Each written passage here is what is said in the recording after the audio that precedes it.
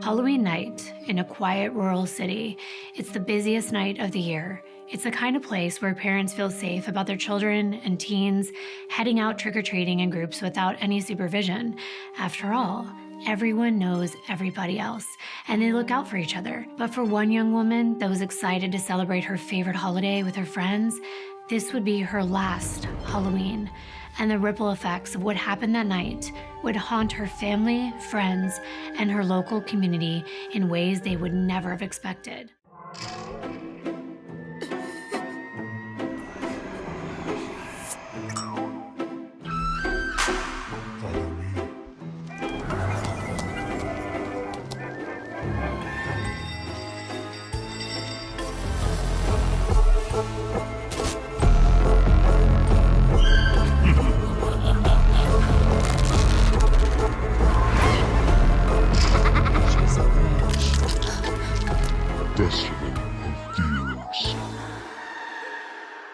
Hi everyone, welcome back to my channel. If you've never been here before, I'm Kimbyrleigha. It's nice to finally meet you. And before we get into this video, I do want to thank our sponsor for today, and that is Fume.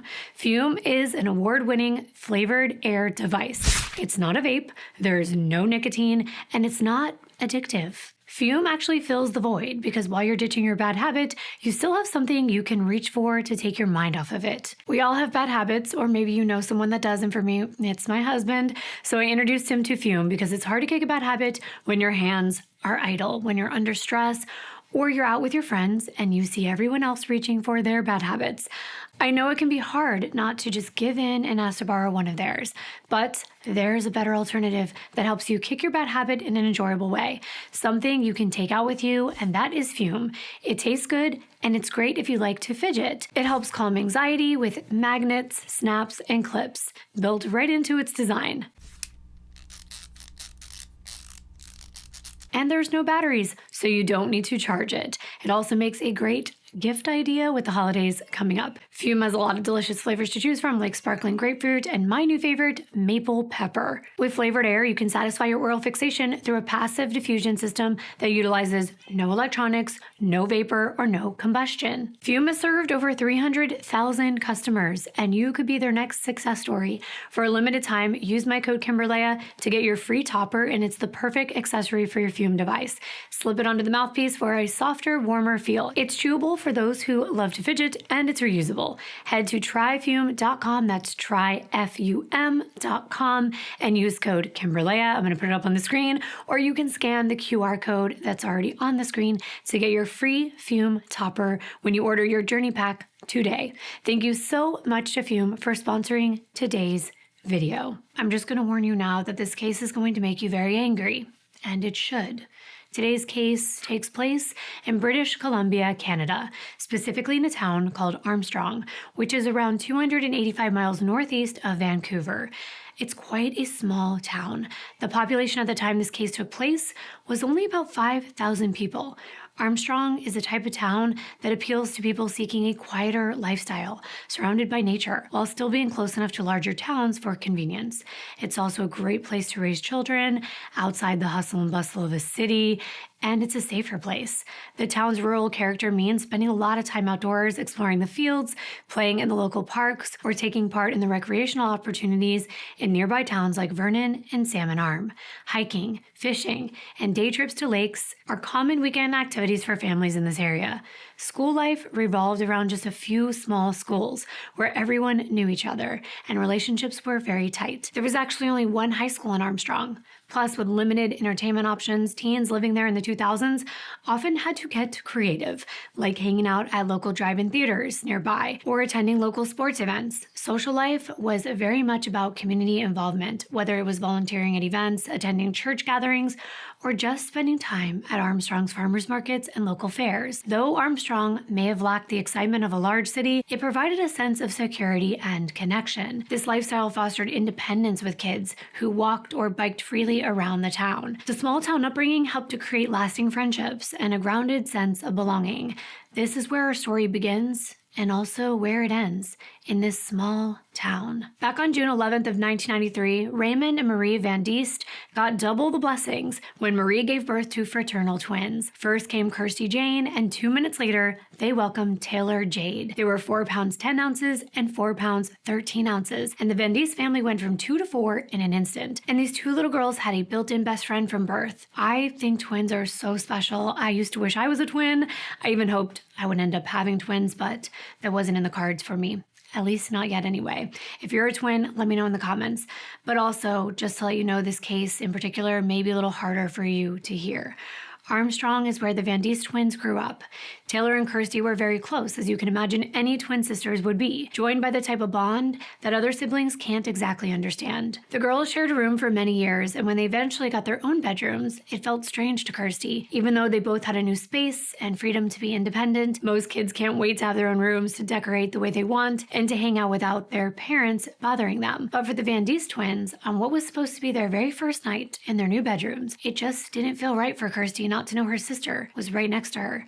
So they decided to sleep in the same room together until they felt more comfortable having their own space. As kids, the girls loved getting outdoors and climbing trees near their home, enjoying the freedom to roam that the rural upbringing can offer. The sisters both liked to do a lot of the same things, but they definitely had different personalities. Taylor was more outgoing and bubbly, while Kirsty was on the quieter side. Still, they were very close, and they always were there for one another. At some point during the girls' childhood, though, their mom and dad, Marie and Raymond, decided to split. Taylor and Kirsty remained living with their mother, but they still maintained a very close relationship with their father. During their elementary school years, Taylor loved all things related to Harry Potter, and she shared that love with her best friend at the time, Tish Cooper. There were times when they would pretend sticks were wands, and they would use the spell Wingardium Leviosa so they could hide from Voldemort up in the trees, or pretend to chase tornadoes. They spent so many recesses together just being silly little kids, which I think is adorable. Taylor grew up into a curious, kind, fun-loving, and busy teenager. Her wit and her energetic, loving nature meant that she had a very solid group of friends around her.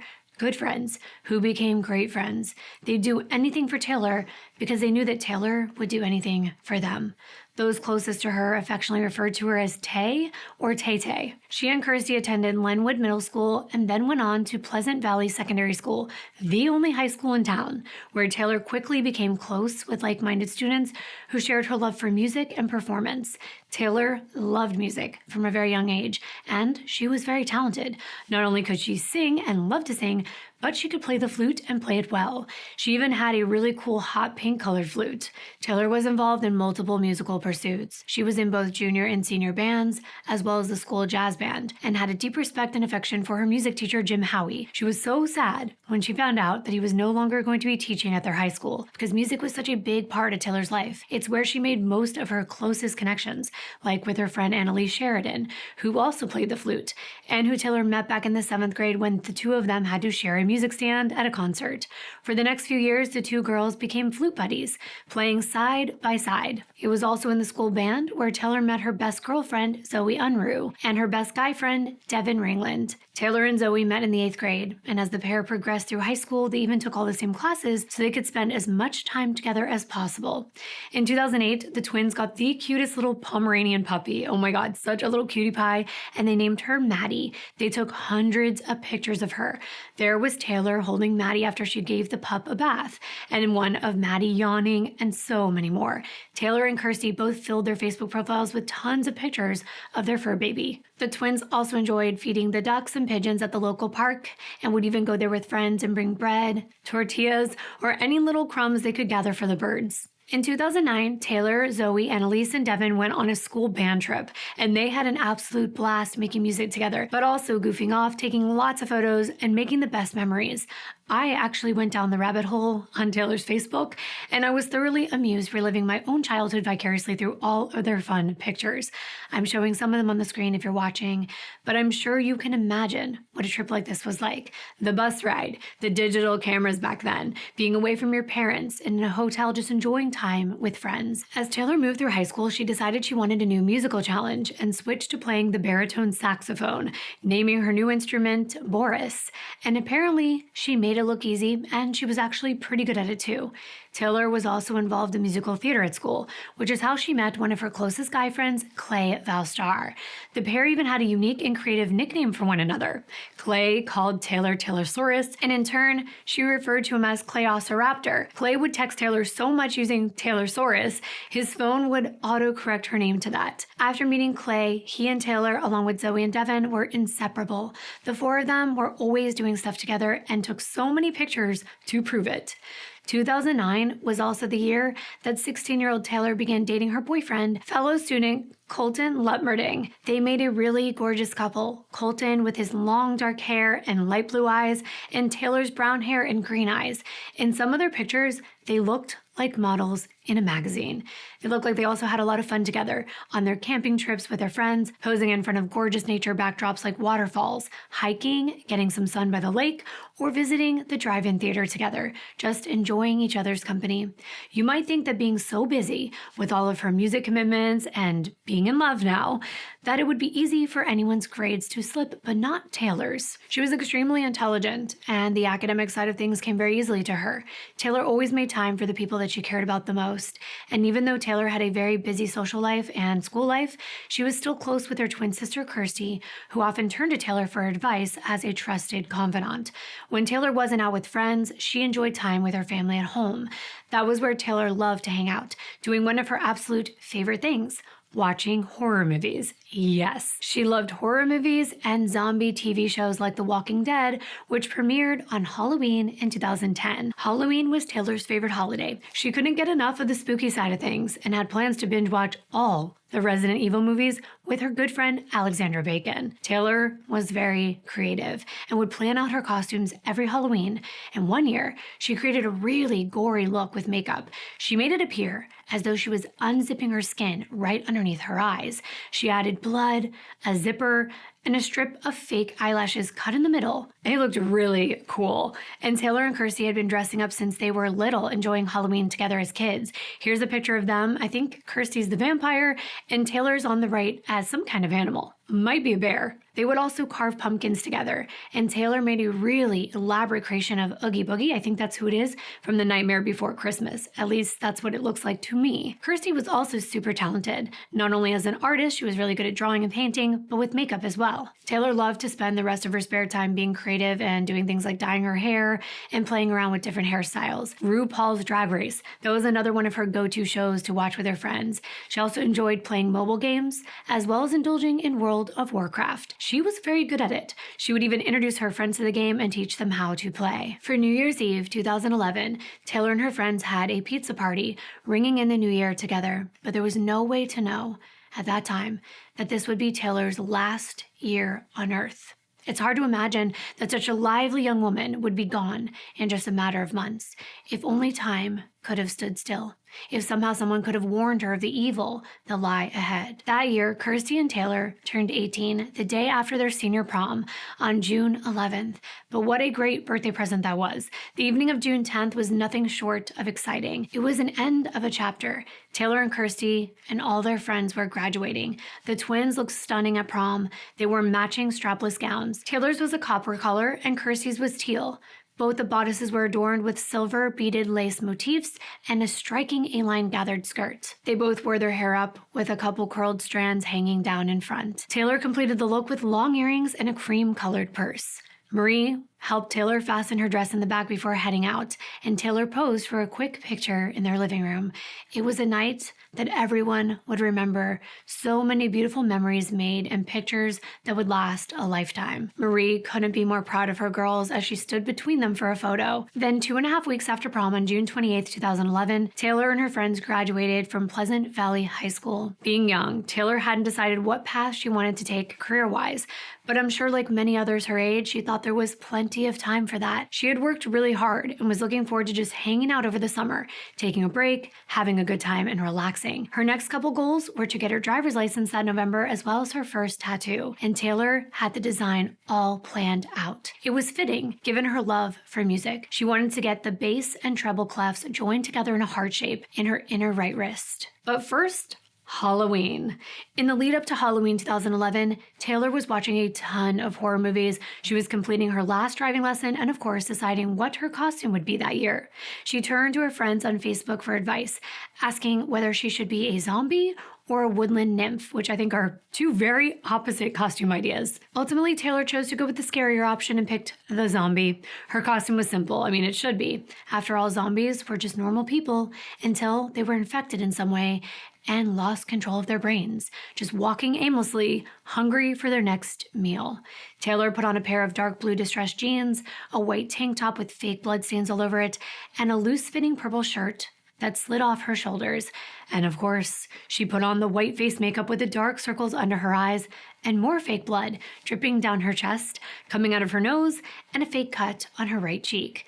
That year, Zoe was dressing up like a dead body, which would coordinate very well with Taylor's outfit. Now, someone that was not from the United States or Canada commented on my very last Halloween episode, and they were confused why anyone would celebrate a night of evil, as they put it. And I thought I would give just a little insight very quickly into what Halloween actually means to people who celebrate it.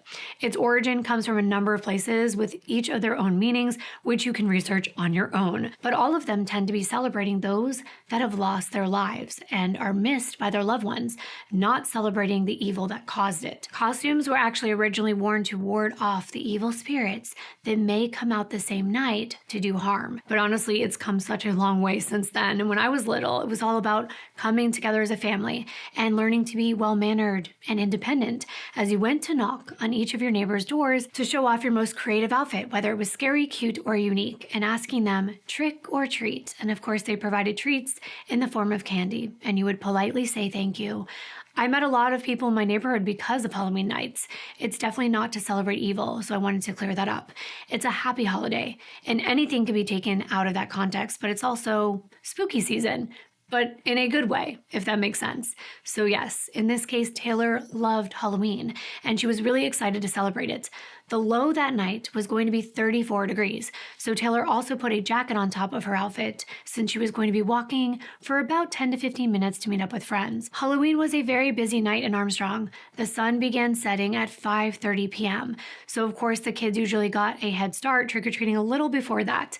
Plus, many people would gather at the Armstrong Fairgrounds for the annual Halloween fireworks and bonfire. The bonfire usually started around 7:15 p.m. with free hot dogs and hot chocolate at 7:30, followed by the fireworks at 7:45 p.m. I just wanted to ask what you were doing Halloween of 2011. I had just given birth a couple days before that, so I was home with my newborn, Shyla. I asked this question because I think it really allows the reality of what happened in these cases to sink in. But back to this case. The plan that evening was for Taylor to go trick-or-treating with Zoe, Clay, and her boyfriend, Colton. It was the first year that Taylor and Kirsty wouldn't be trick-or-treating together. Kirsty kind of felt like the sisters were a little too old to do that anymore. I'm still doing it every year. But when you have kids, you kind of start being a kid all over again. But Taylor thought, you know what? I'm going to do it anyway. She just turned 18, so even though she was technically an adult, she figured, why not go one more time? So she was going to make the most of her last year dressing up, knocking on doors, and getting some free treats. Throughout the day, Taylor and Clay texted constantly, looking forward to hanging out that evening. They agreed that Taylor would walk to Clay's house, which wasn't far away, and everyone would get together from there and then go out. Before leaving the house, Taylor had her mom take some pictures to capture the attention to detail she put into her costume. Around 5:30 p.m., Taylor said goodbye to her mom, who told her she loved her and to stay safe. Then she texted Clay, saying she was leaving soon and would see him sometime around 6 p.m. Taylor left her home near the intersection of Colony Avenue and the 2300 block of Pleasant Valley Road on foot around 5:50 p.m. to meet at Clay's as arranged. This was something they did all the time. The area was very walkable, and on a night like this with hundreds of other people in the streets trick-or-treating, Taylor would have been in good company as she walked, and she texted her friends back and forth, keeping in touch as she made her way to her destination. But 6 p.m. came and went, and Clay noticed that Taylor hadn't arrived yet, which he thought was odd. She should have been there by now, so he began to worry. If Taylor had been running behind, she would have texted him to let him know. Taylor's boyfriend Colton had already arrived at Clay's, and he was engrossed in a game of cards with Clay's brother. So Clay texted Taylor asking where she was, but he didn't get a response.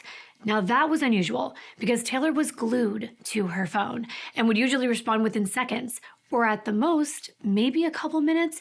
But as the minutes dragged on, Clay went outside to see if he could spot Taylor walking in the distance, but there was nothing. It was really unlike Taylor to stand anyone up and not make contact. So where was she? After about 10 minutes went by, Clay called Taylor's house, wondering if she'd returned home for some reason. Her mom, Marie, answered, but told Clay she hadn't seen or heard from her daughter since she left earlier that evening. As it so happened, Zoe was at the Van Diest home at that point. She got on the phone and explained to Clay she thought the plan was that she was supposed to walk to Taylor's, meet up with her, and then they would both be walking to his place together. But apparently there had been a miscommunication because Taylor had already left the house before Zoe arrived. But by this time, it was around 6:15 p.m. That's when Colton looked at his phone and he realized he had received a text message from Taylor back at 6:01 p.m. But since he was playing cards, he hadn't noticed his phone go off. So Colton didn't see that text at the time. However, when he looked at it now and what his girlfriend had texted, he did become very concerned. All it said was, quote, being CRREPED, end quote.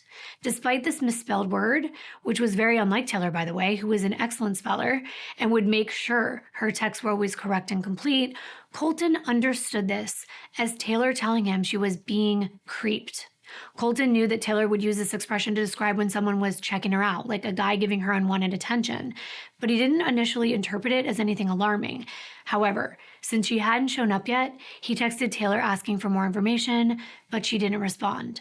Now with everyone worried, Clay and Colton decide to jump in the car and go look for Taylor, as Marie and Zoe decide to head out on foot and retrace her steps.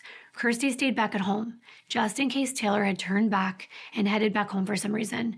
Maybe her phone died, and she wanted to backtrack to the house to maybe get a ride over to Clay's instead. They weren't sure. Marie, Zoe, and Kirsty were also reaching out to friends and family asking if they'd seen or heard from Taylor, but no one had. So they just said to be on the lookout. They were looking everywhere for her, but as you can imagine, looking for someone that's in a costume among hundreds of other people in costumes, the crowds were thick of people walking down the streets, and it would be hard to spot Taylor in the dark on an ordinary night. But it being Halloween added an extra layer to the already difficult task. Then all of a sudden, while Kirsty's at home, the house phone rang just before 7:30 p.m. About an hour and a half had gone by since Taylor stopped answering texts and calls.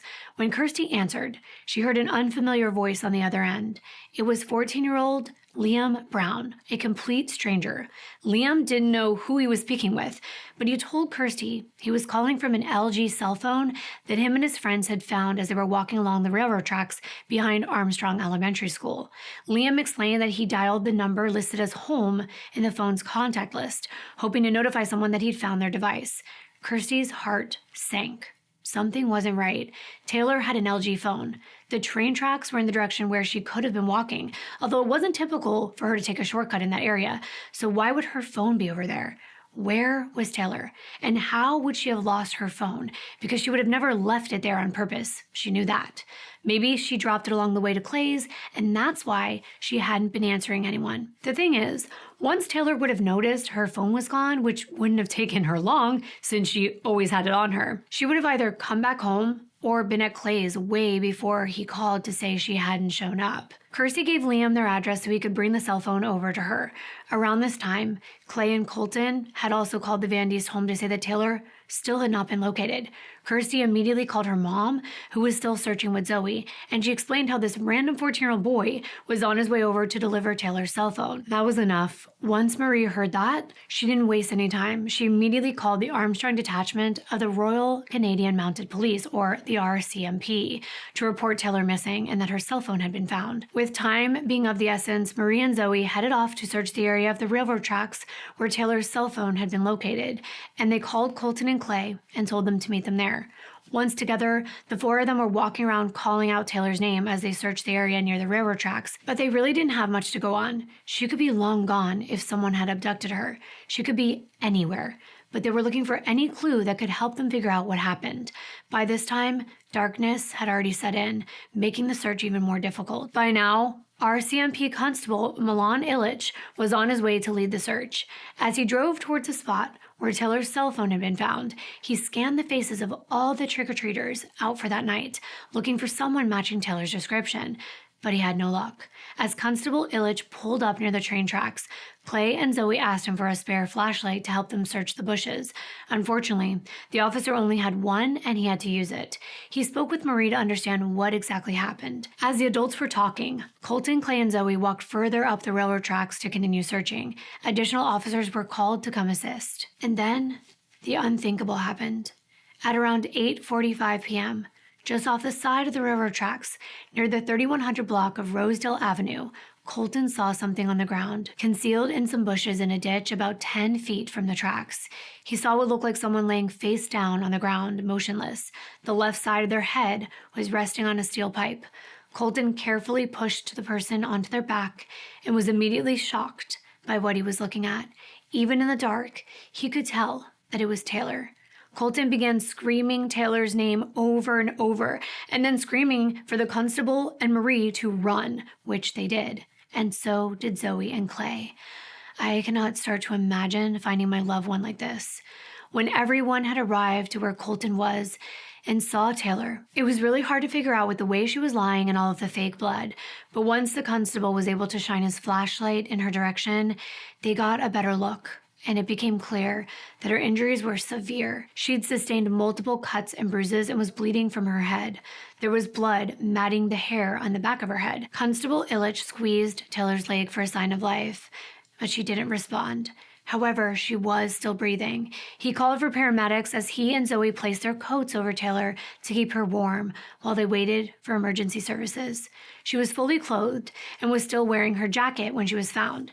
She was just 8 blocks from home, around a 10-minute walk or less than half of a mile. While they waited for emergency services, Marie frantically held her daughter in her arms as the group attempted to help stabilize her, with Marie repeating over and over to Taylor that she was going to make it, that everything was going to be okay. The ambulance arrived around 9 p.m. and the paramedics get to this chaotic scene and they're trying to make sense of the situation. However, as I said, Taylor's costume and her makeup, complete with splashes of blood, made it very difficult for them to immediately distinguish between staged injuries and real trauma. As they worked to quickly assess her condition, one thing became clear. Taylor had sustained a very serious head injury. The visible signs of trauma to her skull meant that she needed urgent medical intervention. Leaving no room for delay, they got her immediately transported to Jubilee Hospital nearby in Vernon, where the gravity of the situation immediately became apparent. By the time Taylor arrived in the emergency room, she could no longer breathe on her own and had to be intubated. Meanwhile, Kirsty and the twins' father Raymond were notified, and they quickly came to be by Taylor's side, and so did friends. They waited as emergency personnel were trying to help Taylor the best that they could. Nobody knew exactly what happened to her. Emergency physician Michael Concannon had been told by paramedics that they found the young woman along the railroad tracks without any more detail. The fact that she was near a railroad and had such severe injuries made the physician wonder whether Taylor had been drinking or perhaps just wandered near the train tracks and passed out and was struck by a passing train. The young woman had sustained a laceration under her right eye, a laceration and abrasions to her lower lip, bruising inside of her mouth, scratches and bruises around her shoulders, and wounds to both of her hands and forearms, including 2 broken fingers. Zoe, Colton, and Clay had arrived in the meantime, hoping for positive news. However, the doctor soon determined that Taylor's injuries were so severe that she required transport to Kelowna General Hospital, which was 45 miles away. Once there, Taylor remained in critical condition. In addition to sustaining severe head wounds from a blunt object, Taylor also had 2 red ligature marks around her neck. These appeared to be inflicted by something like a thin, long cord, which had been tightly wrapped around her neck. There were also some petechial hemorrhaging in one of Taylor's eyes, which was also consistent with strangulation. Now it was apparent that she had not been hit by a train. Taylor had been attacked. Nurse Diane Romer took Taylor's fingernail clippings to collect any possible DNA in the event that she managed to scratch her assailant. When she had been found, there was no indication that anyone had tried to remove her jeans or her shirt because her belt and her zipper were both still closed and all of her clothes were still on. So they wondered what motivated someone to target her. Her friends and family, including the twins' uncle, Marie's brother Paul, stayed by her bedside. By the next morning, on November 1st, Kirsty had posted to Facebook with, "Come on, Taylor, you can make it through this. You just have to." But sadly, Taylor wasn't doing well. Her condition had not improved at all. The extent of her head injuries was so significant that she just couldn't fight anymore, and Taylor tragically passed away with her loved ones by her side that morning. Marie said the hardest part was having to tell Taylor's twin sister that she had died. The shock and distress for Marie, Kirsty, Raymond, Colton, and everyone else in Taylor's life was paralyzing and surreal. This just couldn't be happening. Just 24 hours earlier, Taylor was full of life. She was looking forward to a fun night out. And just like that, someone had taken her away in a violent and brutal attack. And why? And more importantly, who? They were still out there. Someone else could be next. When word got around, and it did very quickly to so many of Taylor's friends, they kept posting their thoughts and condolences on her Facebook profile, and many had the same theme. No one knew why anyone would want to do this to someone like Taylor. Kirsty said, "I don't understand how anyone could do this to her. She was like the nicest person. She had a smile that could light up the room. She always went out of her way to make everyone happy. No one disliked her. I don't understand how anyone could have done this. I just want her back." It was puzzling to everyone, even the authorities. With Taylor's death now a murder investigation, more than 30 officers were assigned to her case.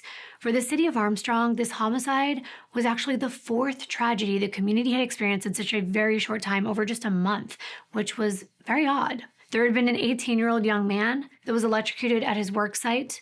2 children that were just 4 and 5 years old died in a motorhome fire, and an elderly couple, 83 years old, who had recently celebrated their 60th anniversary, died as a result of a car accident.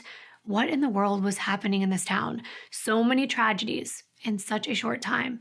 It was a lot to deal with, but this was a murder. Police helicopters and dog teams from the Southeast District Major Crime Section were part of the resources dedicated to finding Taylor's killer or killers. What they knew is that Taylor had been in an area she was very familiar with when she was attacked. She had no enemies or anyone in her life who wished her any harm. Despite it being a holiday when people were everywhere outdoors, no one had seen anything. There were no suspects, and everyone in the community of Armstrong, including their mayor, Chris Piper, was terrified that a violent predator was on the loose, stalking innocent residents. Was it even someone from their town, or were they from somewhere else? They didn't understand how this could happen in such a strong community where residents always felt safe. Back at the crime scene where Taylor was found, forensics officers were searching for any evidence to indicate what had happened.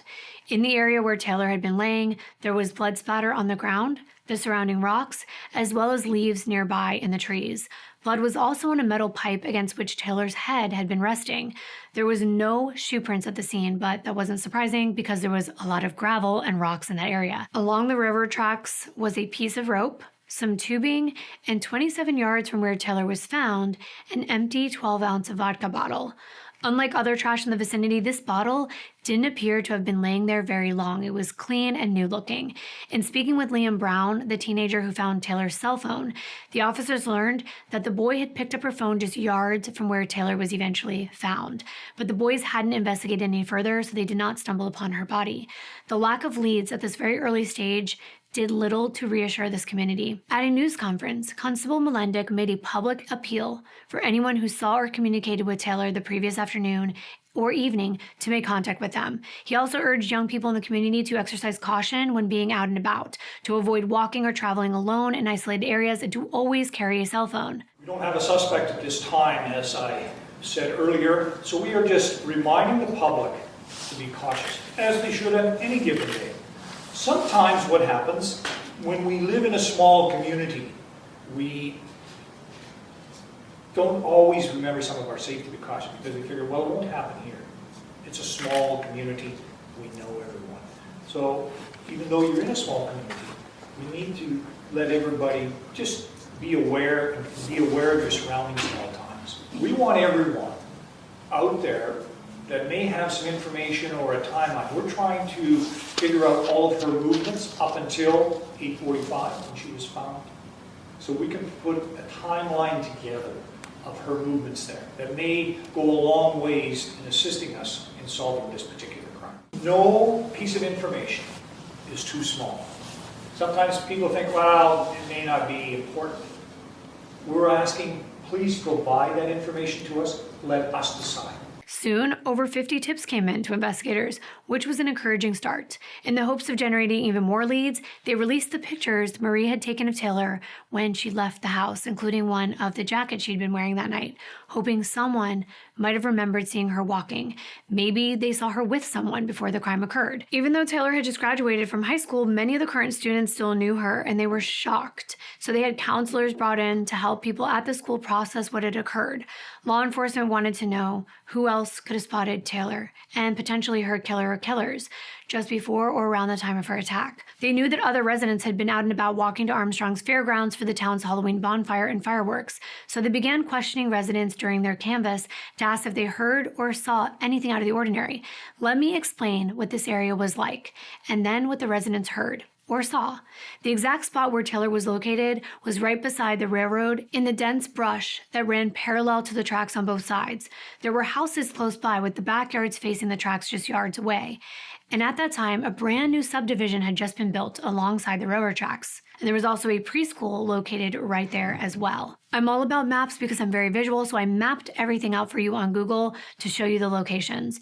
The rectangle at the bottom of the screen is the vicinity where Taylor's home is located.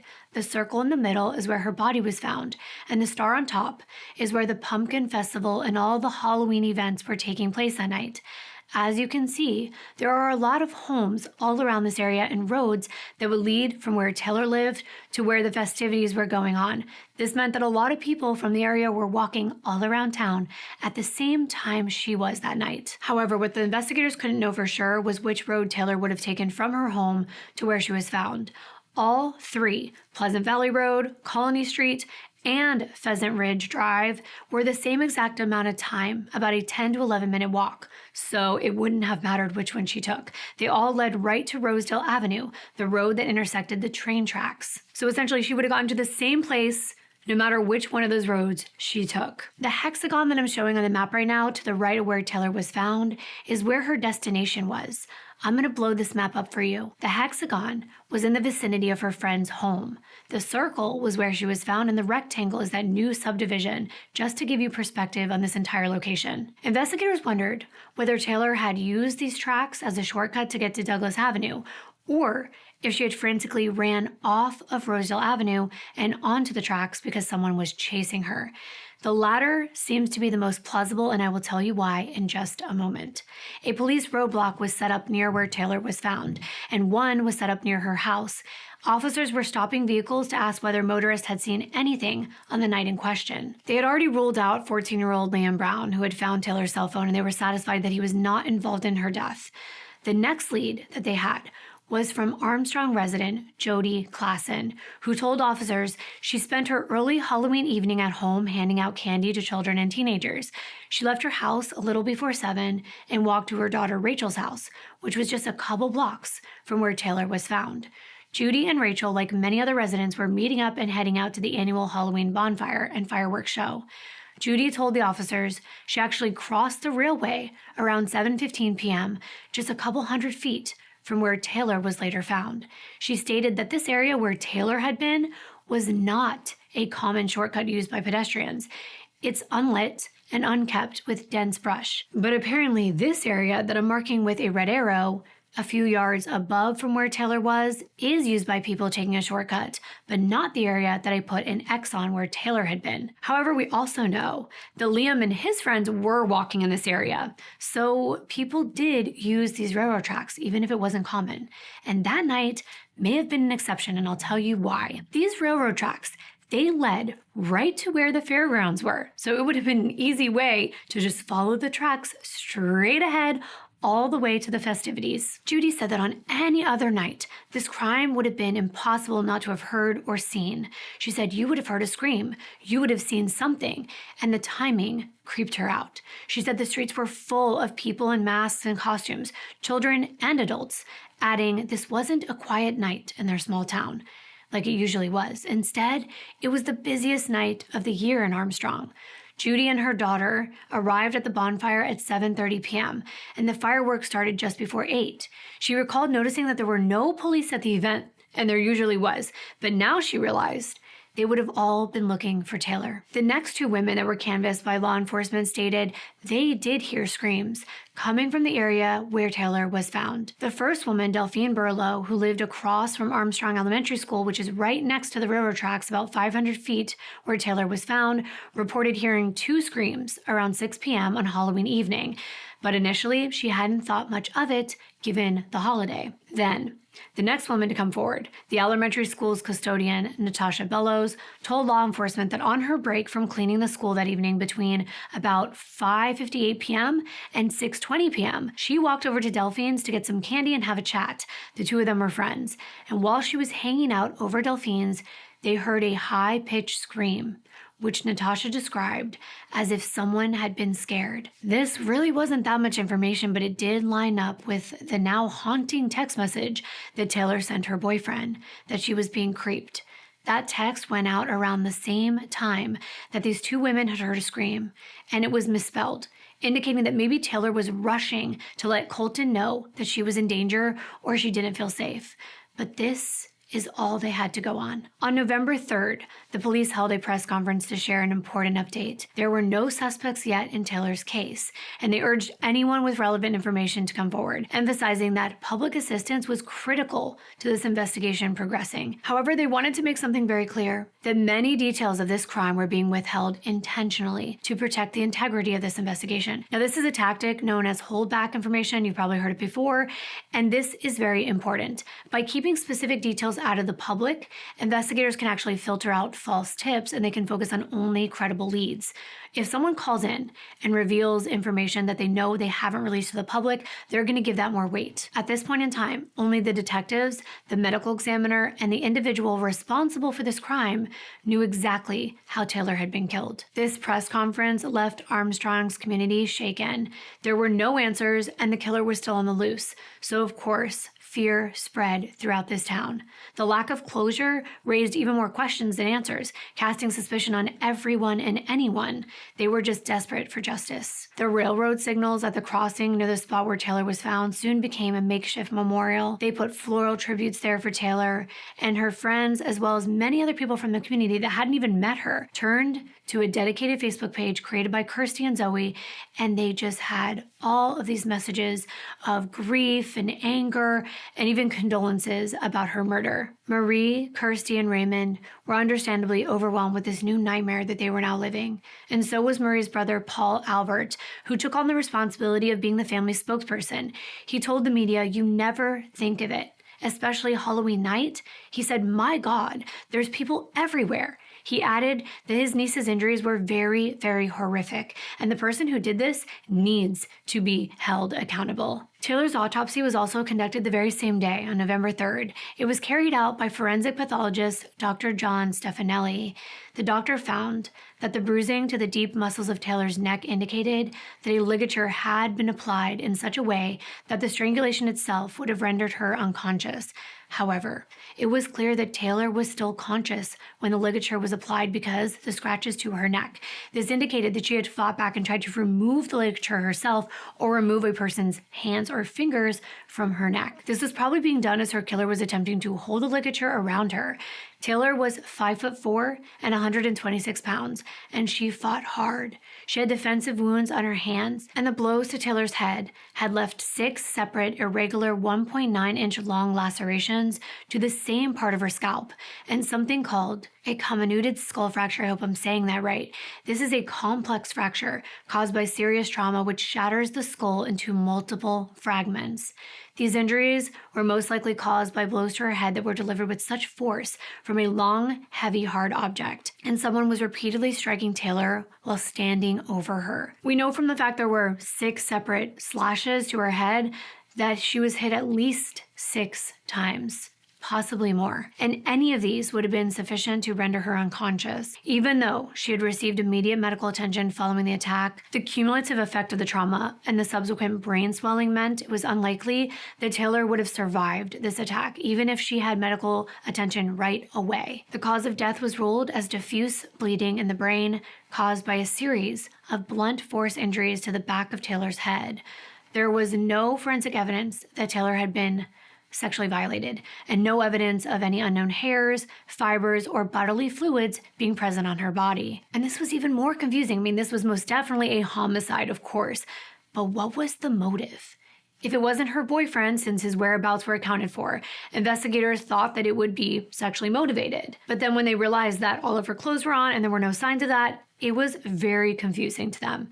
Investigators were interviewing everyone and trying to piece together why anyone would want her dead. By November 4th, more than 40 officers were working this investigation, and time was running out. They knew they had a killer on the loose. The investigators were working hard and fast to get any information from people while it was still fresh in their minds, because we know eyewitnesses, ear witnesses, people who see and hear things, they don't always remember them as time goes on. 2 days later, on November 6th, around 400 people wearing green ribbons gathered at Armstrong's Memorial Park to lay flowers at a candlelight vigil to honor Taylor, as well as those other children and young people who I told you about had recently lost their life. I wanted to give you just a little more detail on that.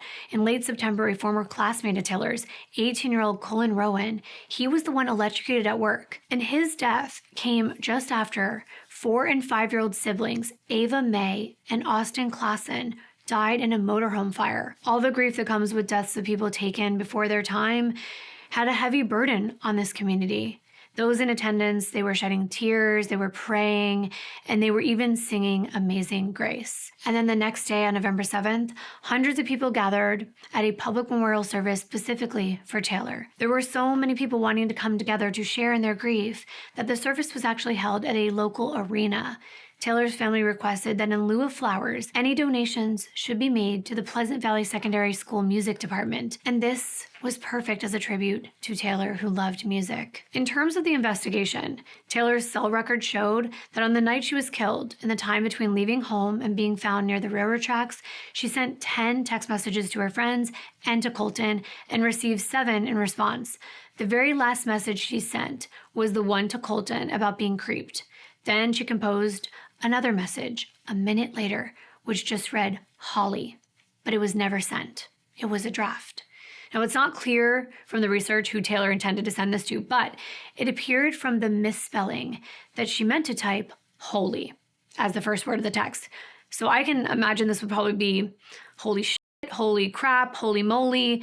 We don't know, but we could probably assume it was from being scared about someone coming after her before she either dropped her phone or it was knocked from her hands. Still, there's not much to glean from any of this. But then, a break in the case. Something that didn't ordinarily happen in cases like this, but was extremely concerning. On November 9th, officers received a letter which provided a new lead, but a very disturbing one. Officers wouldn't disclose how they even received this letter, or even whether it was typed or handwritten, but this anonymous person had claimed responsibility for committing Taylor's murder. But even more chilling was their threat that more women in town were going to be targeted and killed very soon. So, of course, police do a news conference, and they urged the author of this letter to get in touch with them. The thing is, the authorities were not convinced that the person who wrote this letter was actually Taylor's killer. Why? Well, it contained very little details about what happened to Taylor. Most of the information in the letter had already been released to the public, and it didn't include her cause of death or a murder weapon or even a motive. But to be safe, investigators advised residents to be very careful when they were traveling around town and to keep in contact with someone. And they even set up a dedicated tip line specifically for this investigation. Over 120 tips had now come in, but officers were not any closer to identifying a suspect. Now, a behavioral analyst from Vancouver is brought in an attempt to build out a profile of the likely killer. The question of whether Taylor knew her attacker or had been randomly targeted was still up in the air. They did not know. But because of this, nobody wanted to go out. Everyone was on high alert. They were locking their doors when they didn't usually. They weren't walking any places, especially alone. Parents were keeping their children inside. And it was sad because they always felt safe walking everywhere, but now they had to drive. There was a real loss of innocence in this town. There was no question about that. A lot of locals were having second thoughts about going ahead with holiday parties. With Remembrance Day and Christmas coming up as well, everyone made sure that they were going to be inside after dark. Then at the end of the month, on November 24th, a breakthrough was announced. Law enforcement had successfully extracted the DNA from skin that was taken from underneath Taylor's fingernails. She scratched her killer, and they now had his DNA. This was huge, but the hope of them identifying her killer was short-lived. What happened in this case was similar to the recent one of Rachel Morin. I don't know if you remember that one. It was the mother of 5. She was killed on a hiking trail. If you're not familiar with it, they found foreign DNA in her body as well, but the DNA wasn't in the offender database, but it was linked to another victim of a crime. Same here. I hope this isn't confusing. Basically, the DNA under Taylor's fingernails didn't match a criminal in the DNA database, but they found the same DNA profile in another unsolved case involving a young woman from back in 2005. Same DNA, both crime scenes. Again, the corporal made another news conference announcement explaining all of this to the public, that the killer's DNA was found, but his identity was still unknown. Here's what investigators knew about the other crime that this killer was involved in. He had sexually violated a 22-year-old woman back in 2005 in the nearby town of Kelowna. The following details were not released to the public at the time of this DNA breakthrough. However, I'm going to share them with you so I can give you some context from the law enforcement's perspective. In the 2005 attack, the offender was being given a tour of a business by the 22-year-old employee who was the only one on site at the time. When they got upstairs, the man suddenly pulled the woman to the ground by grabbing her ponytail. Then he forced her to perform a sex act on him while holding her at knife point, saying he wouldn't hurt her if she complied with all of his instructions. This violation continued, and the woman was made to lie face down on a massage table, and then the attacker subjected her to forced intercourse. The man then fled, but not before he bound the woman's hands with duct tape behind her back. She survived, and she immediately ran to someone next door, who freed her from her bindings. This attack was so violent, it had left the woman badly lacerated in her private areas, both of them. Just so disgusting, so vile. And while this attacker had fled, he left his DNA behind, which law enforcement had stored in their databank because they were hoping that one day he would be identified. Now, the same man had been the one to kill Taylor. We know that because the same DNA is underneath her fingernails. And he's still walking the streets. Knowing how dangerous and violent this man was, the authorities wondered how long until he claimed his next victim. Based on the new DNA information, the officers now believed that Taylor's attack was random and that she did not know her killer. But in the Kelowna case, unlike Taylor's, the woman remembered what he looked like, of course, because she's still alive, and she was able to provide them enough information for a composite sketch. The perpetrator was a tan or darker complexion Caucasian male who would have been around the age of 19 or 20 years old back in 2005. He was described to be between 5'8" and 5'10", with a solid build. He had short, dark hair, dark eyes, olive skin, and dark, thick eyebrows, and also very distinctive dark sideburns that kind of went down the side and then front of his face. Using information compiled from this behavioral profile that they were doing, the corporal urged the public to cast their mind back to the days following Halloween. Did any young men in their lives change their behavior? Did they leave town? Or did they have some unexplained scratches on their face, on their neck, on their arms? Someone who might have looked like the composite maybe? Let them know. Because the things that I just mentioned are triggers for attacks like this. If there were any men in the days leading up to Halloween who had lost their job, broken up with a partner, or experienced maybe some financial difficulties, they could be a potential candidate for having attacked Taylor. This man would now be in the age range of maybe 25 to 26. Not a big range there, right? I don't know how people know that they're like exactly 19 or 20 years old and then like 25 or 26. I would usually say like early 20s, 30s. But what I do know is that a lot of you could be real life detectives. I have seen your skills at putting the pieces together in these cases. I've seen your comments. So your mind may have gone to what we know exists today. And that is familial DNA searches like the one that led to catching the Golden State Killer or Brian Kohberger, where they run the DNA and then they match it to a relative of the potential suspect in hopes that they will know who it is. Well, this was back in 2010 for one, but it did exist. However, unlike places like the UK and certain US jurisdictions where this is acceptable and even a legal practice, that is not the case in Canada and still is not today. And it's because of the privacy concerns. I'm personally all for it, but I do understand that many other people are not. However, if you are interested in putting your DNA into a database where law enforcement is allowed to use it to track killers, I'm going to leave that link for you below. In this case, familial DNA was not able to be used. And at the time, they had this anonymous letter, and they still did not have a killer identified, but they had this DNA and a killer on the loose. The community was trying to do its best to get back to somewhat of a normal lifestyle. Over 2,000 people turned out on December 24th for the city's annual downtown light up and tree lighting festival. But the residents were still on edge, you could tell. But they knew if they didn't show up, that would be a sign to the killer that they were going to back down. They wanted to show that they were unified, even in the face of tragedy. That was really important to the people of Armstrong, especially in the lead up to the holiday season, a time when people like Marie and Kirsty would be experiencing their first painful Christmas without Taylor. Marie said that there would always be an empty chair where Taylor should have sat. Weeks passed, and before residents knew it, it was well into the new year, 2012, but there had been no further information or developments announced in the hunt for Taylor's killer. Some people began to think that this case had turned cold and it would remain that way, but what the general public didn't know was that, behind the scenes, investigators had received tips in response to a release of that composite sketch.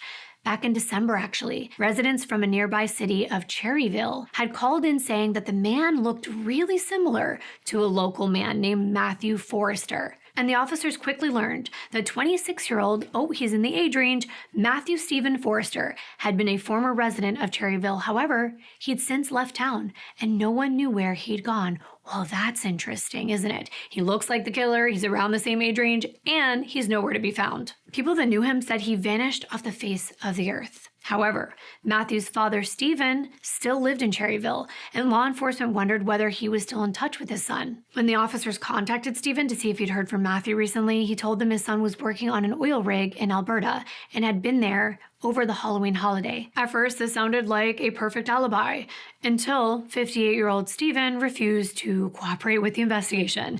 If you have nothing to hide, why act like you do? But it wasn't much of a surprise when they discovered that Stephen himself had been in trouble with the law since 1969. He had an extensive criminal record that included convictions for a range of offenses like drugs, escaping custody, auto theft, and possessing a restricted weapon. So maybe he didn't want to get involved because, he'd already had his own run-ins over the years. But that wasn't the case. Stephen had previously been employed as a truck driver, but just after Taylor's murder, he quit his job. And just in November 2011, he also quickly collected all of his son's furniture and belongings from where he was living in Cherryville. And where he took those items, nobody knew. So investigators wondered if Stephen could be lying about his son's whereabouts, not just now, but back on Halloween night. Unfortunately, when Matthew left town, he did not give his former landlord a forwarding address. And then, when investigators pulled Matthew and Stephen's individual bank records, they could see that Stephen was regularly sending money to his son, despite there not being an obvious reason for him to do that. I can think of an obvious one, but I understand they're just trying to piece it together. According to the research I found, investigators had also obtained a sample of Matthew's DNA. It wasn't exactly clear how they did this, but it seems that they tested some of his belongings that were left behind in his Cherryville apartment, which Stephen had not collected, which meant they were trash, and they would be available for swabbing without a warrant. And guess what? When they ran this DNA against a DNA sample from underneath Taylor's fingernails, as well as the crime that occurred in 2005, it was a match for Matthew Forrester. And now they had probable cause for a warrant to pull his phone records. Matthew's cell phone records indicated he had been in Armstrong on October 31st, in the hours leading up to Taylor's murder. So let me give you the details. Around 3 p.m., Matthew left the town of Lumbee, 30 miles from Armstrong. At 3:19 p.m., his cell phone pinged off of a tower in Vernon. I'm going to show this on a map. And then it pinged off a tower in Armstrong between 3:45 and 4:46 p.m. Then, between 5:28 p.m. and 5:43 p.m., Matthew's cell phone pinged off a tower in the nearby city of Enderby, just 8.5 miles north of Armstrong. There was no further activity on his cell phone until 8:35 p.m. that night, when the records indicate that Matthew was back in Lumbee. It's like he came into this town just to kill Taylor. Matthew's dad, Stephen, had lied when he provided his son with an alibi, so law enforcement obtained a warrant to tap his phone, not only to see what else he may have lied about, but also to see if he could lead them to Matthew. And it wasn't long before incriminating phone calls between father and son were made via a prepaid cell phone. It didn't just reveal that Matthew may have been Taylor's killer, but that Stephen had probably helped his son evade the police. What are parents willing to do for their children, even if they're evil? Well, sometimes anything, especially here where it doesn't seem like the apple fell too far from the tree and was even more rotten. But now with law enforcement sniffing around and asking questions, Stephen was getting worried. He told Matthew to dispose of his ID, which was fake by the way, and also to change his social security numbers on all of his job applications, while Stephen worked to get him another fake ID. What are daddies for? Then he warned Matthew not to contact him on the landline anymore because Stephen suspected, and he was correct, that his phone lines were being tapped and being recorded. Between late March and April, Stephen told his son that his phone line was, in his words, hotter than a firecracker. In conversations between the two of them around the same time, investigators finally learned that Matthew was now living in the province of Ontario, in a town called Collingwood. And while using his fake identity, Matthew, using the name Lee Sawcross, had actually secured a job in a glazing factory and was looking for permanent accommodations to live there. Matthew's dad had originally paid one of his friend's sons $500 for a fake ID and to be able to use their social security number. And that allowed Matthew to go on the run and get a new job with a new name without anyone asking any questions. And it was also no accident that the man whose picture they used and was on the ID looked just like Matthew, so nobody suspected anything. But on April 4th, 2012, Matthew was finally arrested at a motel in Collingwood, and he was charged with the second-degree murder of Taylor, as well as one count of sexual violation and unlawful confinement for the 2005 case. But guess what? While they were doing all of this research, they found out that Matthew actually committed another crime before 2005. So he was charged with possession of a break-in instrument, breaking and entering to commit an indictable offense, assault with a weapon committing a crime with a masked face, causing bodily harm, and confinement in connection with a third crime, an attack on a 19-year-old girl named Kaylee Paul. This was in October of 2004. It was a home invasion in Cherryville. At 8:30 in the morning on the day in question, Kaylee was woken up by someone who struck her head against her bedroom wall, causing it to bleed. The masked man, who had a gun tucked in his pants, ordered Kaylee to go with him. And strangely, he called her by her name. Even though he was wearing a disguise, Kaylee suspected the man sounded like her younger brother's friend, 18-year-old Matthew Forrester. She asked him, "Are you going to shoot me?" And that's when the man told Kaylee what he was going to do with her instead. And she screamed that she was going to pass out. And when she did, this scared him so bad, he ran from the residence.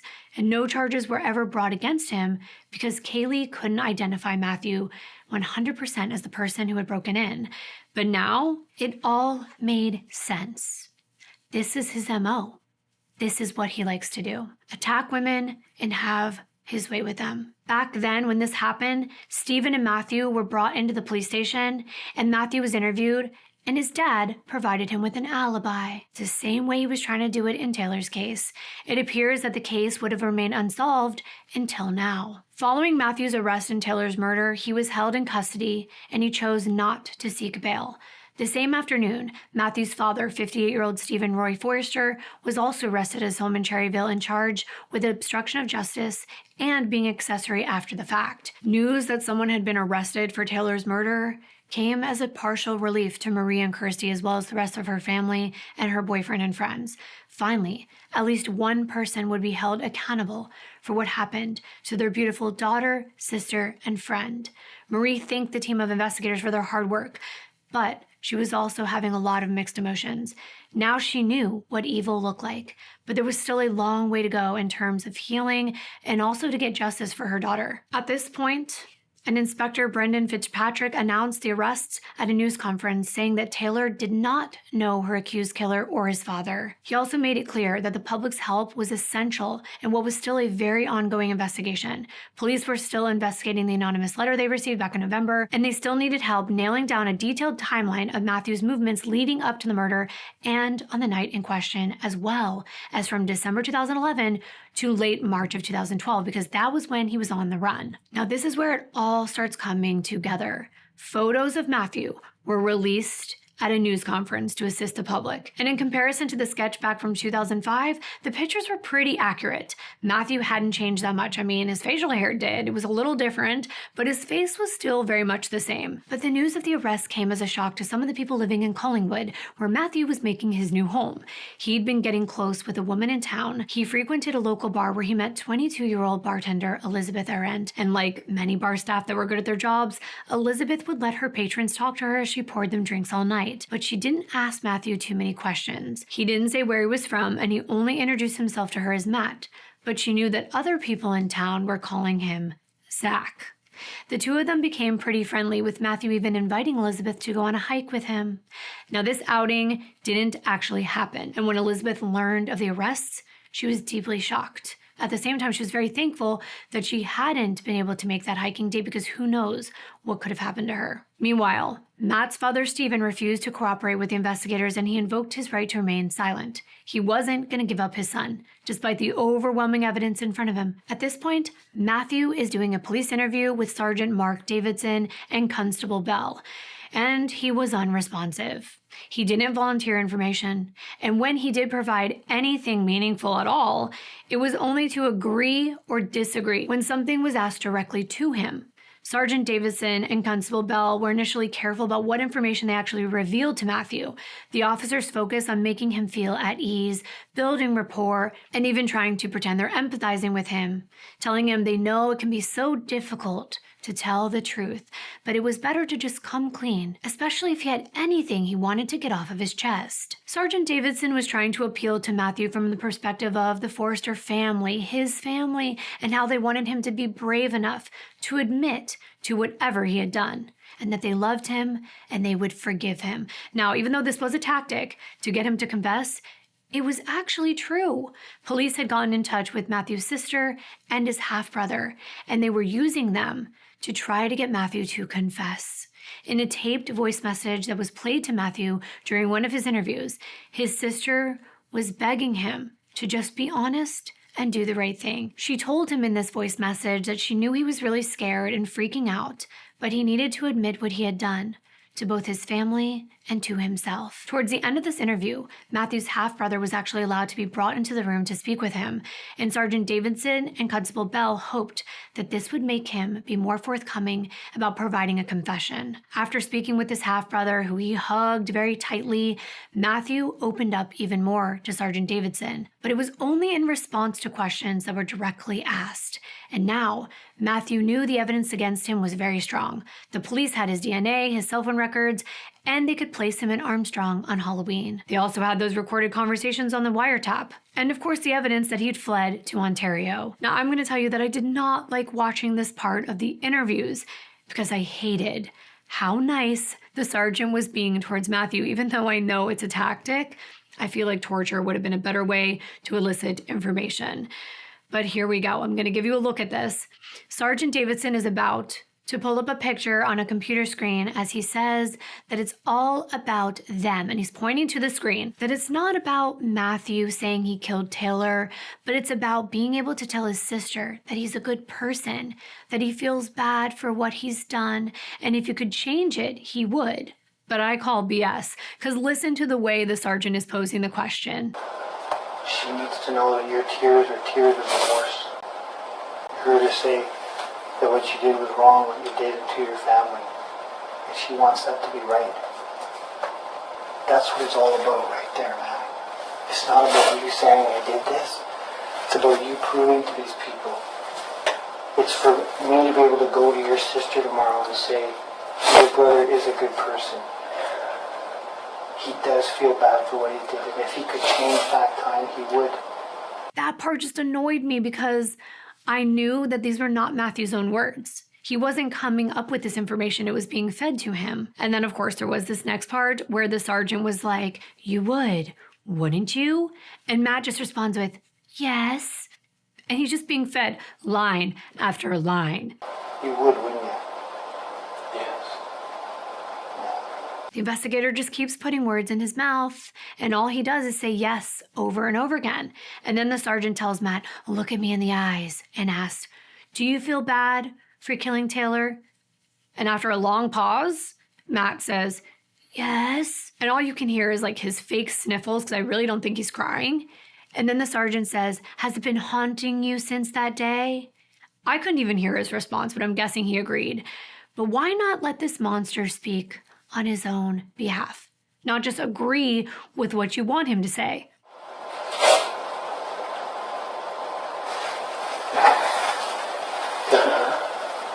Look me in the eye. Tell me this. Do you feel bad for killing Taylor? Yes. Yeah. I'm going to worry. Has it been haunting you since that day?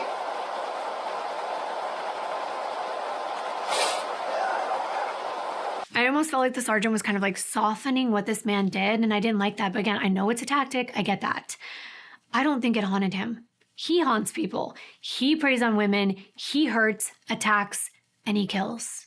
But they have to play nice so that he feels comfortable.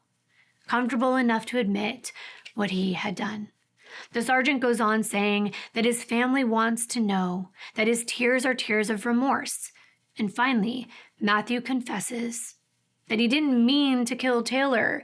He meant to have intercourse with her, meaning force himself on her, because this wasn't a woman that he even knew. And at this point in the interview, Davidson is saying to Matt, you already told me that you didn't mean to do it. That's not what you went to Armstrong for that night, was it? It was for sex. And if she hadn't fought back, you wouldn't have taken her life. But Taylor did fight back. So much so that Matthew didn't get his chance to violate her, but he did end her life. And he disgusts me. But wait, there's more to know. You've already told me that you killed her. You already told me that you didn't mean to, that that's not what you went for, that it got out of hand. You told me that you went for sex.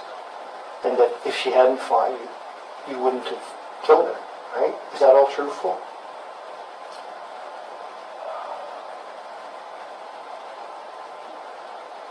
Yes. Is it, honestly? Yeah? So, like, that's the big part of it now. So, you know, did you come across her, or did you follow her? Came across? But tell me about how that happened. Were you hiding in the bushes, or were you walking on the tracks?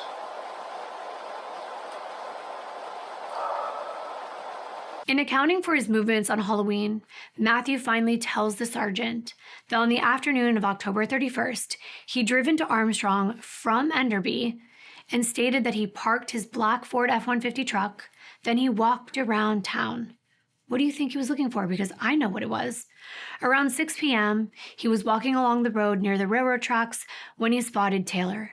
Matthew claimed that he followed her to the tracks and tried talking to her for a couple minutes after complimenting her on her zombie costume, kind of trying to lower her guard.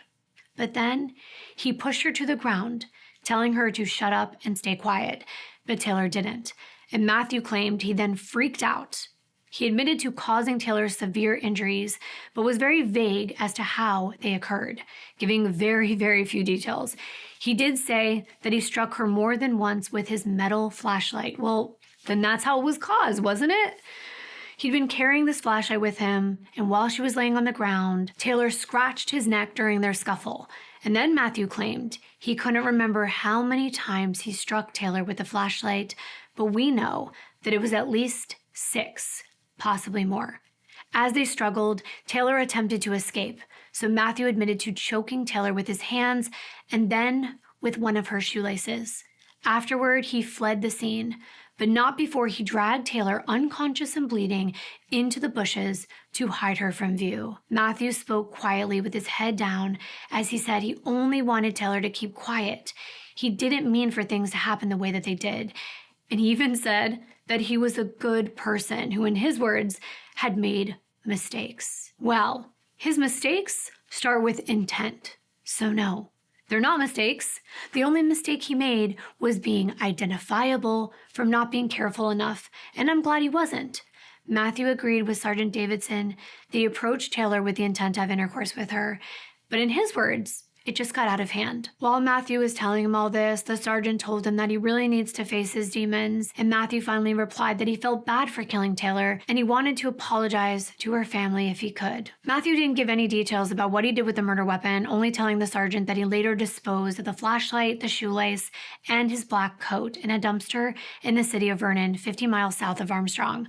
Matthew told Sergeant Davidson that on the night he attacked Taylor, he'd been drinking alcohol and smoking marijuana, but he didn't say how much, how it affected him, or whether either of those substances were factors in this attack. And this was an interesting point given the empty vodka bottle that had been found at the scene, but there was nothing to suggest that the bottle had come from Matthew. And if you're wondering whether any testing was done on this bottle, just hold on to that thought because I'm going to come back to it later. A week after Matthew and his father Stephen were arrested, investigators released a video footage of following the men being taken into custody, as well as additional photographs in an attempt to get even more information from the public. In the meantime, Matthew's truck had been seized for forensic testing. He had actually sold his truck right after Taylor's murder, and the police were able to track down the new owner just before Matthew's arrest. On April 11th, Corporal Cook, who had been the one that analyzed the crime scene where Taylor was found, also discovered blood behind the passenger seat of Matthew's truck, which was consistent with Taylor's DNA. The driver's seat cover was also sent for testing. Based on this evidence, on April 19th, the charge against Matthew in connection with Taylor's death was actually upgraded to first-degree murder. 5 months later, on October 11th, Matthew waived his right to a preliminary hearing, and his motion for a change of venue was actually denied, and so was his request for bail, much to the relief of Kirsty and Marie. They did not want this guy out on the streets again, and they also wanted him to face their community. He wanted to get a change of venue because, everyone in this town knew what happened. But the mother and daughter were also facing another painful milestone in the form of the first anniversary of Taylor's murder. On the evening of October 31st, 2012, a candlelight walk was held in Taylor's honor, organized by their neighbor, Dorianne Cole, who's actually a pretty famous actress. This walk went up Pleasant Valley Road where they lived, onto Rosedale Avenue where Taylor was found, and moved through the streets of Armstrong. The mayor had asked the residents to keep their front porch lights on throughout the night. This was the first of what was named the annual Spirit Walk in Taylor's memory. In the 12 months following her murder, the Armstrong residents had rallied around Marie and Kirsty, and they continued to provide as much emotional, financial, and practical support as they could. Marie had found it difficult to even leave her house. Life had already been challenging for her as a single mother, but she was overwhelmed and so grateful for the compassion that her community was showing her at such a horrendous time. Friends as well as complete strangers brought flowers and food to the home, as well as holding fundraisers to help Marie and Kirsty, who found it difficult to talk about what happened to her sister. These were things that were so necessary, and I'm hoping that we can continue donating to causes like this because you watch videos like mine. We need to give back to these communities so that in these times, there are funds and resources for them. The other thing on the minds of Taylor's loved ones was something that they had been working on within the community to honor her memory. They were working with Kelowna Pacific Railway and the city of Armstrong, and money was being raised for the construction of the Taylor Van Diest Memorial Trail, which is now a dedicated 550-foot-long pathway from Pleasant Valley Road to Rosedale Avenue and to the west of the railroad. This was actually Taylor's twin sister Kirsty's idea. The route provided a safe way for locals to take a shortcut that Taylor was walking on or had been forced to walk on when she was attacked. Taylor's uncle Paul was actually the project's general contractor, and on June 23, 2013, Taylor's Memorial Trail was officially opened, and I'm showing pictures of it on the screen now. Donations of money and materials from the community assisted the hundreds of hours invested by volunteers who had cleared all of the gravel and the foliage to create this environment with a paved, fenced-in path where walkers would feel safe. There were dedicated signs posted at both ends of the trail and solar lights along the path that kept it well lit, a carved wooden bench, and even a gazebo, as well as angels and other sculptures that create a peaceful and serene atmosphere in their small town where such evil had occurred. But let's go back to what happened when it was time for Taylor's killer's trial. Matthew was 28 years old when his trial got underway the following year on March 24th, 2014. Marie, Kirsty, her father Raymond, and Uncle Paul were all in attendance to see justice done. It had been a long time coming, and it was going to be difficult to relive what had consumed their life for the past 2.5 years. But they knew they had to do it for Taylor and see it through. In Canada, both murder and manslaughter come under the umbrella term of what's called culpable homicide. For Matthew to be convicted of murder, the prosecution needed to prove that he intended to kill Taylor or to cause her such harm that he knew she would die. If the jury determined that Matthew had committed murder, then they had to determine whether it was first-degree murder or second-degree. For the jury to decide it was first-degree, to which Matthew had already pleaded not guilty, they would need to be satisfied beyond a reasonable doubt that Matthew caused Taylor's death while committing or attempting to commit forced intercourse. However, on the second day of trial, there was a slight turn of events. Of course there was. Matthew had now formally admitted to inflicting the injuries that caused Taylor's death. He also admitted that her DNA had been found in his truck. The primary issues would now be whether Matthew intended to kill Taylor and whether he had been attempting to sexually violate her at the time. Apart from the DNA and the cell phone evidence placing Matthew at the scene at the time of the attack, much of the incriminating evidence against him had been provided by him to police in those interviews. The prosecution's case, led by Crown Counsel Lane Curry and Frank Caputo, was that Matthew left the town of Lumbee around 3 p.m. on the afternoon of Halloween in his truck and headed for Armstrong. By around 6 p.m., he had wandered along the railroad tracks carrying a flashlight when he spotted Taylor walking all alone and followed the young woman. Matthew approached her and engaged her in conversation, hoping to bring her guard down so he could get close enough to subdue her and force himself on her. When Taylor rejected his advances, Matthew pushed her to the ground, eventually beating her with the flashlight and strangling her with a shoelace before fleeing the scene. And of course, they were arguing that Matthew wasn't seeking a consensual sexual encounter. Otherwise, he would have just gone to a bar or a restaurant instead of prowling the streets in a secluded area where he could isolate an unsuspecting victim. Matthew fled the scene, leaving Taylor alone and bleeding until she was found 2.5 hours later. On his way back to Lumbee, Matthew stopped in Vernon, where he dumped the flashlight, the shoelace, and his coat, which you have to assume were covered in blood. The prosecution presented 16 witnesses, including Constable Illick, who gave an emotional testimony about finding Taylor at that scene. And so did Dr. Kincannon and Nurse Diane Rumor, who treated Taylor at the Jubilee Hospital in Vernon. One of the paramedics who treated Taylor at the scene testified that the pipe that Taylor's head rested on was unrelated to her injuries, and that in their words, it was what was called a red herring, meaning at first it appeared it could be related and cause her injuries, but in the end, they realized it had not.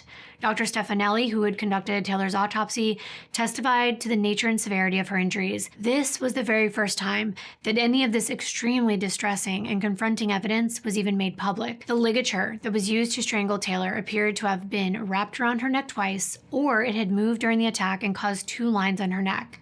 Taylor's father, Raymond, hoped that his daughter had been unconscious when she actually was hit over the head as many times as she was, because he didn't want her to suffer any more than she already had. The prosecution then played 4.5 hours of Matthew's 7.5-hour interview to the court. It was difficult for Taylor's family to watch this footage. To them, Matthew wasn't shedding any tears in that interview. He was faking it, and he was only sorry that he was caught, and I have to agree. In court, an issue was raised about what Taylor meant in her last text message that she had sent to her boyfriend.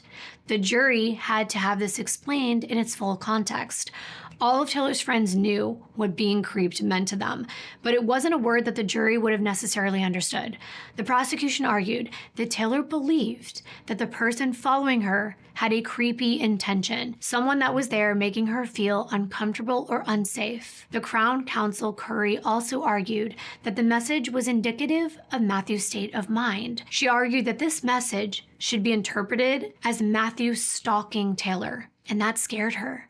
So now for the defense's argument, and I'm sure you all would love to hear what they are saying happened. I already explained that it was accepted as fact that Matthew had done this. He was responsible for Taylor's injuries, so that wasn't something that needed to be proven in court. The defense was led by lawyer Lisa Jean Helps, and she did not showcase any evidence, but she did claim the case was manslaughter or second-degree murder and not first-degree. She argued that there was no intent. There was no evidence her client had intended to sexually violate Taylor at all. And I was stumped, because hadn't the jury already heard his interviews admitting he was trying to do just that? Well, his defense attorney argued if that had really been his intent, then why hadn't he followed through with it once Taylor was laying on the ground unconscious? Well, probably because he knew that he had just killed her. That's my take, because there's definitely a line between forced intercourse and necrophilia. But the defense argued that Matt was only interested in talking to and possibly getting to know Taylor, maybe taking her on a date. And that's why he approached her. That's why he even came to that town, knowing that there was this Halloween event happening there. No, I do not believe that for a minute. He went there because he knew that there would be young girls trick-or-treating, and they might be alone. But I will, of course, let the defense finish first. They argued that Matt was intoxicated after drinking from that vodka bottle that was found nearby. He approached Taylor, and when she screamed, he pushed her to the ground in a panic, causing her to strike her head on that pipe and inflicting her head injuries. How do they expect us to believe that when the pipe was stationary? She would have had to have hit her head 6 times. The defense also talked about a bra and a shoe that was found at the scene, and they were entered into evidence. The bra was actually the one that Taylor was wearing, and they said that those ligatures on her neck, or the marks on her neck, were actually her bra straps that had somehow come up in the struggle. I mean, I would not have believed this, but okay. And what was even harder was that when the pathologist was cross-examined, and you know how they have to ask them, could this be true? Could this have happened? Could it have occurred? And he had to admit that yes, her bra straps could have caused the red marks. And he also had to admit that yes, one of her head injuries could have been caused by hitting the pipe, but not the rest of them. The defense was really trying to argue that Matthew hadn't strangled her, because that would look really bad, wouldn't it? They even argued that the shoelaces were too thick and couldn't have caused ligature marks. The defense concluded by claiming that if Taylor had received medical attention immediately following the attack, then she would have survived. But the delay contributed to her death. Matthew did not take the stand in his own defense, and that was probably a good idea. Before the jury retired to deliberate, Justice Rogers issued them a specific set of instructions to keep in mind. They were not to consider the fact that Matthew had been in Ontario when he was arrested, and the disposing of the weapons could be weighed along with the other evidence, but it had to be kept in mind that they didn't necessarily infer he was guilty. In just under 24 hours of deliberation on April 5th, the jury found Matthew guilty of first-degree murder, and I think they got it right. He was automatically sentenced to life in prison without parole for 25 years. Taylor's family wept with joy when they heard the verdict. They were so happy, but would have been happier if Matthew would have been sentenced to natural life in prison, which wasn't on the table. But they were overjoyed with the outcome.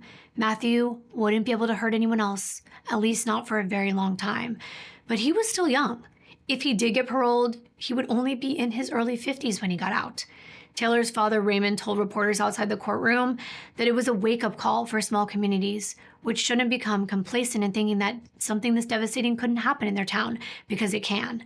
This case had proved that these attacks could happen anywhere. It doesn't matter where you are.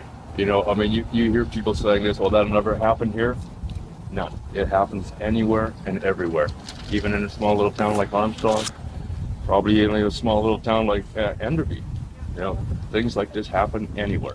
Taylor's mother and sister also spoke out, and I'm going to play that for you now. At least we got the best outcome we could have gotten under the circumstances. We'll never bring her back, but at least now no other girl will meet the same fate that she met, and we're just happy that that animal is going to be off the streets for a very long time. Not long enough for me, but it'll suffice for now. But don't leave. There's more. It's not over yet. Remember that Matthew's father, Stephen, was also awaiting trial on charges in connection with Taylor's murder? Following Stephen's arrest back in April of 2012, an undercover officer had been planted in his jail cell. They wanted to see if he would confess of any evidence against his son. Stephen admitted he knew it was wrong for him to have helped his son go on the run, but that he definitely wasn't going to take the fall for what his son did. And he couldn't, because he had been in Alberta when Taylor was murdered. At the same time, Stephen did explain how he helped his son get that fake ID, not knowing that this whole time he was confessing to an undercover operative. Too bad for him. Just 2 days after his son was sentenced, 60-year-old Stephen pleaded guilty to being an accessory after the fact. He was sentenced to 3 years in prison, but did receive credit for time served. You might be wondering what happened with Matthew's other charges for those other crimes. In his police interview about the 2004 home invasion, Matthew admitted to knowing the survivor, Kaylee, but he claimed the weapon was only a BB gun. I'm thinking, how does that make it any different? But I guess if it's not a deadly weapon, then it doesn't raise the stakes. In relation to the 2005 attack at knife point, Matthew claimed he felt like he'd been taken over by something compelling him to hurt this employee. Really? Like what? An overwhelming desire to force himself on her? Because that's what I think. Matthew was due to face trial for both of these cases following his trial on Taylor's murder. However, he decided to plead guilty on December 18, 2014, and he was sentenced to 6 years for each case, and they were to be served concurrently with his 25-year sentence for Taylor's murder. He was also placed on the sex offender registry for life. He could not own a firearm and couldn't have any contact with either of the survivors. And of course, you probably could have expected this, but Matthew appealed his sentence. And unbelievably, I was shocked. On March 7th of 2017, the Court of Appeals in British Columbia overturned his conviction for Taylor's murder. Yep, I know. They granted this man a new trial to begin the following year. It angered me. It angered Taylor's family. It should make you mad as well, and I said it would. It probably will. But apparently the court found that the judge in that case failed to instruct them properly. Remember when I told you that the prosecution was arguing that the text saying being creeped could mean that she was being stalked, and it went to his state of mind of like stalking her? Well, apparently the judge was supposed to tell them, you can't use the text as evidence of Matthew's state of mind. And he didn't do that. Ugh. To me, it's like, oh, it's so technical. Why do we have to have an entire trial? But that's fair, because unfortunately, even if we hate it, killers have rights too. Of course, Taylor's family was absolutely heartbroken. Now they would have to go through another lengthy trial, not even knowing whether Matthew would justly be punished for what he'd done. Marie said that it was like a nightmare case of deja vu. She actually was in support of the death penalty being used in Canada. And Taylor's uncle Paul felt the exact same way. The system failed their family, who felt that Matthew had more rights than the victim. I can understand why they felt that way for sure. But for me, I'm not as familiar with the Canadian justice system. But I gotta tell you, this case kind of gets worse. While everyone was waiting for Matthew's retrial, on March 12, 2018, there was a development. He pulled a fast one on everyone. 32-year-old Matthew took a plea deal. I didn't even know that was possible in a retrial. He pled guilty to second-degree murder. But this was done with both the prosecution and the defense. So they knew about it. It eliminated Matthew having the chance for a further appeal. So I guess it's kind of a good thing. But on June 5th, Matthew was resentenced. And today, the 39-year-old remains incarcerated in British Columbia. Even though Matthew was sentenced to serve 11 years before being eligible for parole, Canada has something called the Faint Hope Clause. I had never heard of it before. And this allows for people who are sentenced to life without parole for more than 15 years to apply early. Yikes. So this meant that Matthew could apply for parole as early as 2027, and he will only be 41 years old, potentially rejoining his father Stephen, who has since been released. This is a man who brutally murdered a teenager. Just think about that. I want to say do better, Canada, but again, I don't know their entire justice system. But we know offenders like Matt, they are likely to re-offend. You can't rehabilitate most, if not all, sexual offenders. They're just wired differently. So I want to know what your thoughts are. The aftermath of Taylor's murder continued to affect not just her family and her friends and the community of Armstrong, but it had ripple effects everywhere else. Even when it came to the first responder on the scene. Remember Constable Illich? Well, guess what? He sued the department he worked for harassment, intimidation, and abuse of authority. And you might be wondering why. Well, remember that empty vodka bottle they found at the scene? They first thought it could potentially be connected to Taylor's murder, placing Matthew at the scene. Well, it wasn't. Initially, this bottle was taken from the scene, it was fingerprinted, it was swabbed for DNA, but it wasn't actually sent in for fingerprint testing and everything else until a week before Matt's trial began. In the end, neither Matthew's fingerprints or DNA were found on it. Well, you would think that would be the end of it, but it wasn't. When the constable first came up to the scene, he took his jacket off, and so did Taylor's friend Zoe. Well, when Zoe was being interviewed, she innocently was just giving every single detail, and she said that when the officer removed his jacket, a bottle fell from his pocket and to the ground. Well, this became a part of the official documents, and when questioned about it, he said, "No, I did not remove a bottle of alcohol from my jacket. I actually removed a box of pens and I threw them away before placing the jacket over Taylor. Unfortunately, no such box of pens was found at the scene when it was searched, but the liquor bottle was." And this led to the constable's superior suspecting that he had been drinking on the job. They did an entire internal investigation, which they have to do, and he was actually suspended in August of 2014 for 11 months while this investigation was going on. They actually tested for the constable's DNA, but it wasn't on it, and he was already so distressed. He was already being diagnosed with PTSD following Taylor's murder because of the trauma he experienced seeing her in the state she was found in. Officers are human. Sometimes we think that they're immune to being affected, but they're not. He went on sick leave before being medically discharged in 2019. The civil suit that he brought against his department was eventually finalized in February of 2023, so just not too long ago, and such a long time after her death. The court determined that Constable Illich had not been drinking the night of Taylor's murder, and that he had discarded a box of pens, which were later collected when his jacket was placed in an exhibit bag. So after all of that, the pens had been collected this entire time. His claim for damages was actually dismissed, so he did not collect on any kind of monetary settlement, but at least his reputation was still intact, but the damage was already done. I just wanted to mention that part because I found it to be just like another added traumatic event in all of this. But now something positive. Today, the Taylor Van Diest Memorial Trail is a peaceful place where those who walk the landscape path can tell just how much the talented, kind, and beautiful young woman was missed and loved. 100 people turned out for the last memorial walk held in 2016 with Taylor's family when they announced it would be the final one they would participate in. Her loved ones said it was taking a toll on them, and they would choose to remember her in private moving forward. But her twin sister Kirsty continues to decorate the trail on holidays as a personal way to honor her sister, who she now has to move through life without. And I also noticed that their little dog Maddie passed away in 2022. Kirsty gave her a very good life, but that little dog was the last thing that she and Taylor had shared, and losing her was so heartbreaking. I want to thank you all so much for watching this video and being here today for Taylor's story. I will see you in my next one. Bye.